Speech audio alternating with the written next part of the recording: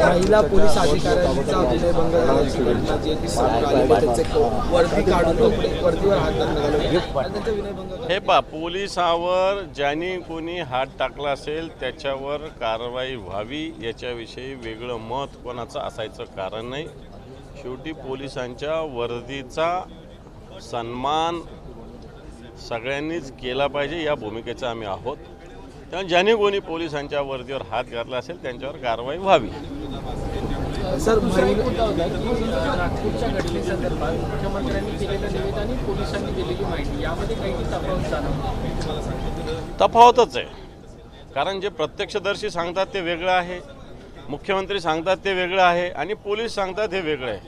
सगळं वेगळं वक्तव्य येत आहेत. मला वाटतं याची शहानिशा जसजसा वेळ जाईल तशी सगळी ॲटोमॅटिक होईल.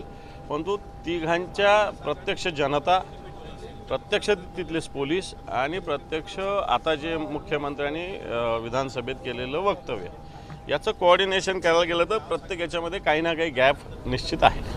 त्यामुळे सत्ताधारी आमदार म्हणत आहेत की औरंगजेबाची कबर ही चर्चेचा विषय नसू शकतो. मात्र जर औरंगजेबाच्या कबरीवरती जर मुद्दे उपस्थित होत असतील नेमकं काय प्रकरण लपवलं जातं? नाही, काय लपवायचा काय प्रश्न? औरंगजेबाची कबर आहे आणि जर यांना उखडायची असेल तर यांनी उखडून टाकावं. काय प्रॉब्लेम आहे? काल मुख्यमंत्री काय बोलले तेही बघावं. केंद्र सरकार या औरंगजेबाच्या कबरीचं संरक्षण करतं.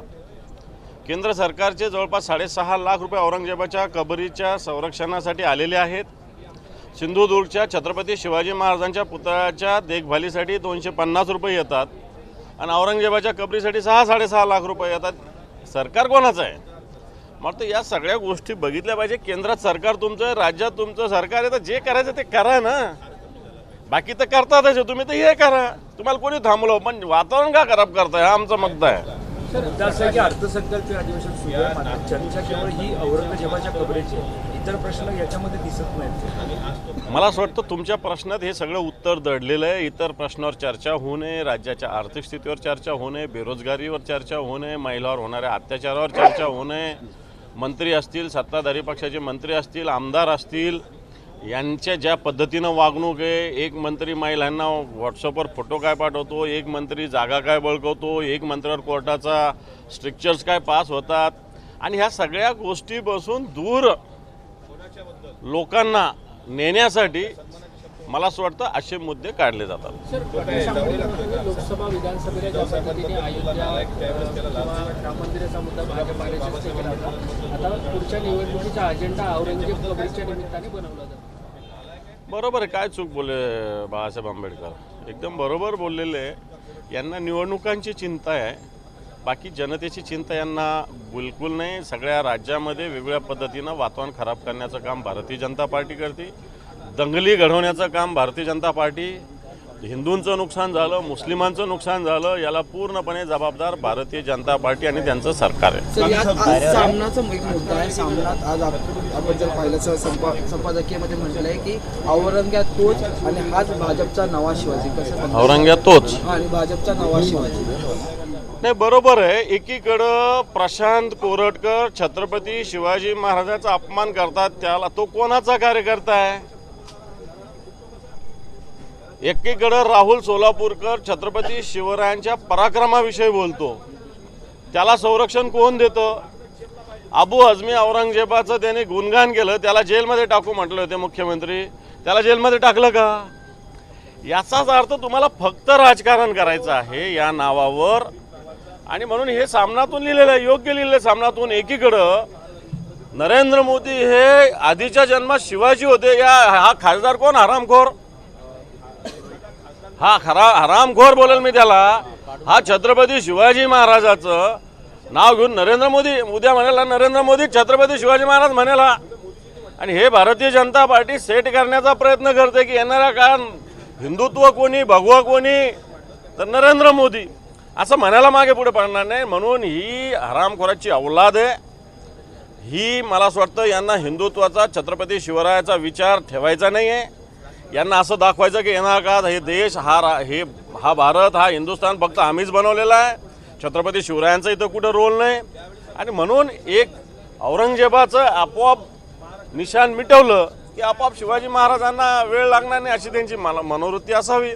आणि म्हणून जो आग्रह केलेला आहे तो पूर्ण वाचा की औरंगजेबाच्या नावावर राजकारण. मग तुमच्या दम आहे तर जाऊन पाडा ती कबर, उखडा ना.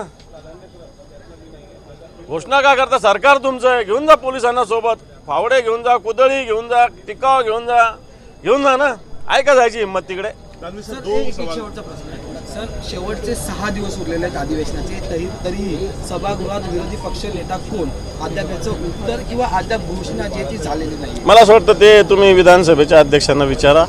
दानवे साहब, जो नागपुर हिंसा है उसके बैकग्राउंड में 2 सवाल अभी जो निकल कर आ रहे हैं. पहला, जो एफआईआर की डिटेल्स हैं वो बता रही हैं महिला कांस्टेबल और पुलिसकर्मियों के साथ किस तरह की मोलेस्टेशंस की घटनाएं हुई हैं वहाँ पर, और बेहद विभत्स करने वाली डिटेल्स इस वक्त निकल कर देखो, जो भी डिटेल्स आएंगे, कोई भी व्यक्ति हो, इस महाराष्ट्र के पुलिस पे हाथ लगाने वाला व्यक्ति पे कार्रवाई होनी चाहिए, ये भूमिका हमारी है. लेकिन मैं ये भी कहूँगा कि इतनी घटना होती है, नागपुर की पुलिस, नागपुर की गुप्तचर यंत्रणा, इस महाराष्ट्र पुलिस की गुप्तचर यंत्रणा क्या सोई थी? क्या सोई थी? उनको ये पता नहीं था ये सब होगा, ये सब लोग आ रहे हैं, ये पता नहीं था. पुलिस कितने टाइम में वहाँ पहुंची? पुलिस पहुंची नहीं वहाँ पे टाइम पे. और इसलिए इसको पुलिस भी जिम्मेदार है. मैं पुलिस पे आरोप नहीं करूंगा, लेकिन जिसके पीछे जो राजकीय शक्ति है उनको लग रहा होगा कि चलने दो थोड़ा देर, ऐसा हो सकता है. इसके दूसरा सवाल ये था कि जो सिक्योरिटी एजेंसीज हैं उनको एक पैटर्न यहाँ पर दिखाई दे रहा है जिसको कश्मीर पैटर्न कहते हैं. एक 4-5 घंटे के अंतराल में पत्थरों को इकट्ठा करना, पत्थरों को हथियार के तौर पर इस्तेमाल करना, चाहे वो पुलिसकर्मियों के खिलाफ हो चाहे आम नागरिकों के खिलाफ. ये देखो, 4-5 घंटे के अंदर, इसका मतलब ये है एक घटना जो होती है पहले, उसके बाद 4-5 घंटे होते हैं और बाद में घटना. तो ये पहली घटना नहीं हो तो 4-5 घंटे क्यों लगेंगे? ये भी सोचना पड़ेगा ना. आप बोल रहे ना कश्मीर, तो यही घटना नहीं, पहले ही कुछ किया नहीं तो 4-5 घंटे क्यों लगेंगे? क्यों जमा करेंगे पत्थर? ये भी सोचना चाहिए, ये भी सोच की जरूरत है. एबीपी माझा, उघडा डोळे बघा नीट.